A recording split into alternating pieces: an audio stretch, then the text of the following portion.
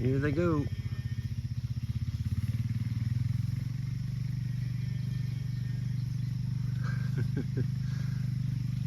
Got our band of sheep going to the corral this morning. We're going to sort out the rams and band the rams that we don't want. And the old rams will be coming out. And today is July 10th. So we don't want to be winter lambing. And if you leave your rams in, you're just kind of playing Russian roulette. That's what you're doing. They might lamb, and you might get a nice warm spell in December, January, February. There's a really good chance you're going to lose over 50% of your lamb crop here in Missouri, because we get 30, 40 below. We can for short periods of time. And if you're lambing in that and you don't have a barn to put them in, you're out of the sheep business. So I was the blocker this morning. Isaac's in the lead. The dogs you just missed, they came across first. And this is it. This is my ribbon. We put a step ins on each side, an X pattern, and those sheep went across. So you saw how easy they went. It doesn't take them too long to learn that. You just got to get them moving. Now see, Isaac's crossing the creek over here. We're taking them all the way to the corral. So we're going through 1, 2 paddocks that haven't been grazed and all the way to the corral. Now what makes that doable is those dogs are in the lead. So you got Big Boy, Cotton, Duke, and Atlas, the puppy. And Cotton will be taken out of this flock today, and he's going to go with the rams to the ram farm so that the coyotes don't have ram sandwiches over there. Because, folks, I'm telling you, I put in, what was it? Well, I had 7. This is in my very early days. I had 7 rams, young ones, that I bought from a fellow. Oh, they were beautiful rams. Just weaned off the ewe. And I put them on a farm over on Judy Farm without a guard dog. And I think there was 3 big rams in there with them. They were only in there one night. And I came back the next morning, they were all gone. I'm like, well, where did the young rams go? You know, they get out, or, you know, where'd they go? They were gone. The old rams were there, but the young rams were all gone. And I started walking that paddock, and oh, utter despair.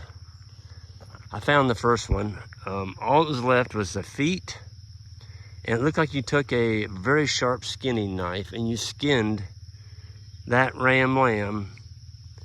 It is amazing. Those coyotes ate the head and didn't cut the hide. I don't know how they did it, but every single ram lamb was eaten. They got them all. Ate them like popcorn. Just ate them like popcorn. And I was sick. Just bought them, never got to use them. The coyotes ate them all in one night. And I immediately went and got I didn't really have a dog to spare. I only had 2 at that time, but I took one out of the main flock and brought it over there because I was afraid they were going to kill the old rams. And those coyotes were so brazen after that they came in the daylight and they were barking at me. They were barking and howling in the woods at me in the daylight. Coyotes in Missouri. And once I put that dog in there, that barking stopped, and there was no more problems with coyotes killing our sheep. So bottom line is, if you're going to protect your sheep, put something out there that barks and has fangs, because you're guarding against something that has fangs. Coyotes, bobcats, foxes, occasional eagles in lambing season. You need something out there that'll bark. And our guard dogs, they hate predators. They absolutely despise them. They can't stand them. They don't like the smell of them. They'll start barking even if they smell them. And you and I can't smell a coyote. Well, we can't. We can stand out there in that pasture till we fall over dead. We're not going to smell a coyote. those dogs can smell them a half a mile away. And they immediately go into action. They start barking. And so if you're gonna have sheep, folks, it's not a matter of if, it's just when. The predators will come and they will kill them. So don't get into sheep unless you have guard dogs or really good fence. Like this fence right here, this is netting, but I've only got it on one side of the farm. This is woven wire. You know, that's pretty good fence, but you know, if a coyote's hungry and there's baby lambs in there, he's gonna jump that. He's gonna climb that and go right over it and go get him a lamb and eat it. But he has no business being in there if there's a guard dog in there. He's not gonna go in there. He's just not. Coyotes are opportunists. If they see an opportunity, a golden opportunity, they'll take it. Don't give them an opportunity. Don't let the killing get started. That's the whole deal right there. Don't let it get started, because once they start killing your sheep, it's a lot harder to get them stopped. Just don't let it get started.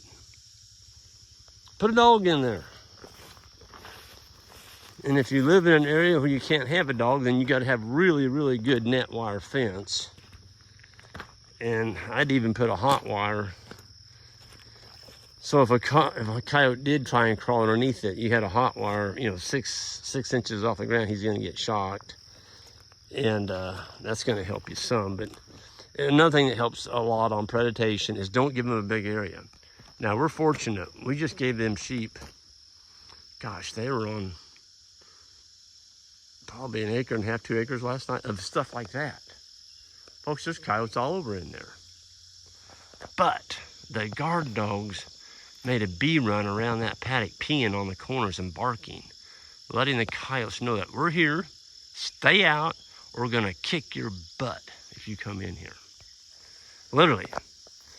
We sold a dog to a guy that in Ohio. He sent me a picture, I think it was the next morning. Went out there and there was a dog playing. He thought it looked like he'd gotten a hold of a feather duster. And got out there and that dog, big guard dog, he'd playing with a coyote tail. Still had the bone in it. He had ripped the tail flush off the butt of that coyote and was playing with it. Now, do you think that coyote came back to get him some lamb? Kind of doubt it. He probably went looking for a rabbit after that. So anyway, I'm gonna get up there and help the boys. We gotta get these things sorted. It's getting hot. We're gonna bring the rams over to the ram farm with cotton today and get these ewes where they're not exposed to the men. And that way we'll turn them in December 1st and we'll lamb in May when it's warm. And we got green grass, and that's what we do. We've been doing that for over 20 years. It works well, and I'm not changing it. We were lambing in April, and in April we got a snow one year, and it was miserable. We probably lost, I don't know, 10 or 12 baby lambs, dropped into snow. I'm not doing that again. We're going May. Just be safe, and it can vary in your areas, folks. If you're in Georgia, you don't want to be lambing in May. You probably want to be lambing in, well, you don't have a winter there. You got to adapt it to your area. Don't be lambing in the very heat of the summer. I think that's a no-no, because you're going to have maggots. It's hard on the sheep. Lamb before the weather gets really hot, but when they have green grass, so the ewe can regain her body condition by eating green grass and milk. If she has twin lambs, she's going to be able to raise you 2 twin lambs, and you're going to have a nice product there to sell. Folks, I'm going to get out here. Y'all have a good one, and we'll see you down the road.